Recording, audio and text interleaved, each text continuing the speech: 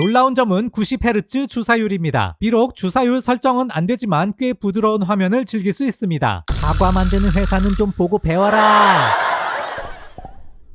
리뷰하는 키트입니다. 할인가 기준 10만원 안쪽으로 구매할 수 있는 저렴한 태블릿임에도 UFS 3.1과 90Hz 주사율 그리고 JBL 쿼드 스피커를 동시에 탑재한 샤오신 패드 2024 모델을 리뷰해보겠습니다. 구성품 중에 특이하게도 유심핀이 동봉되어 있는데 이는 사실 유심핀은 아닙니다. 이 핀은 마이크로 SD 카드 슬롯을 위한 핀이며 샤오신 패드 2024는 셀룰러를 지원하지 않습니다. 태블릿의 크기는 가로 255.3mm, 세로 166.9mm이며 두께는 7.15mm로 꽤 얇습니다. 무게는 실측 467g이며 화면에 보이는 제품은 루나 그레이 색상입니다. 마감 상태는 가격 대비 꽤 좋습니다. 다만 측면을 보면 하우징이 액정 부분을 덮지 못하고 액정 유리가 하우징보다 툭 튀어나온 소위 베젤 돌출형 구조를 갖고 있습니다. 모서리 쪽으로 떨어뜨리면 그날로 액정이랑 작별 인사하겠네. 케이스 무조건 끼워야겠다. 후면에는 800만 화소 카메라가 있는데 카메라 섬이 사양에 비해 너무 큰 느낌입니다. 카메라 화소수만 보면 섬을 없앨 수도 있었을 것 같은데 조금 아쉬운 부분입니다. 그래도 반가운 건 3.5mm 단자가 있다는 점입니다. 요즘에는 좀처럼 보기 힘든 이 단자 덕분에 유선 이어폰을 마음껏 쓸 수 있습니다. 측면에는 스피커가 각각 2개씩 장착된 쿼드 형태이며 놀랍게도 돌비 애트모스를 지원합니다. 상단에는 전원 버튼, 측면에는 볼륨 버튼이 있습니다. 하단에는 USB-C 충전 단자가 배치되어 있습니다. 전원을 켜보겠습니다. 운영체제는 현재 기준 안드로이드 기반의 ZU XOS1입니다. 중국 내수용이므로 언어는 중국어와 영어만 지원합니다. 보안은 비밀번호와 안면인식 방식을 사용할 수 있는데 안면인식 기능은 보안이 취약한 수준이라 간단한 용도로만 사용하시는 것이 좋습니다. 화면은 10.95인치 16:10 비율의 IPS LCD이며 1920x1200 해상도를 갖췄습니다. 픽셀 밀도는 207 ppi 수준입니다. 밝기는 최대 400니트라서 실내에서 쓰기 적당한 수준입니다. 놀라운 점은 90Hz 주사율입니다. 비록 주사율 설정은 안되지만 꽤 부드러운 화면을 즐길 수 있습니다. 사과 만드는 회사는 좀 보고 배워라. 설정에서 색온도를 자유롭게 조절할 수 있는 옵션도 마음에 듭니다. 이제 프로세서를 살펴보겠습니다. 2.8GHz 코어 4개와 1.9GHz 코어 4개가 합쳐진 퀄컴 스냅드래곤 685가 탑재되어 있습니다. 그래픽은 아드레노 610입니다. 메모리는 6GB와 8GB 두 가지 버전이 있으며 무려 LPDDR5 규격을 채택했습니다. 내장 메모리는 128GB인데 이것 또한 놀랍게도 UFS 3.1 규격입니다. 이야, 이 가격대 태블릿에 이 MMC도 아니고 UFS 3.1이라니 미쳤다 레노버. 마이크로 SD 카드 슬롯도 있어 용량 확장도 가능합니다. 공식적으로 1TB까지 지원한다고 합니다. 그럼 이 사양이 어느 정도인지 벤치마크 해보겠습니다. 싱글 코어는 475점, 멀티코어는 1578점입니다. GPU는 386점입니다. 3D마크 와일드라이프 익스트림 스트레스 테스트에서는 안정성이 무려 97.9%입니다. 다만 애초에 점수 자체가 높지 않아서 큰 의미는 없습니다.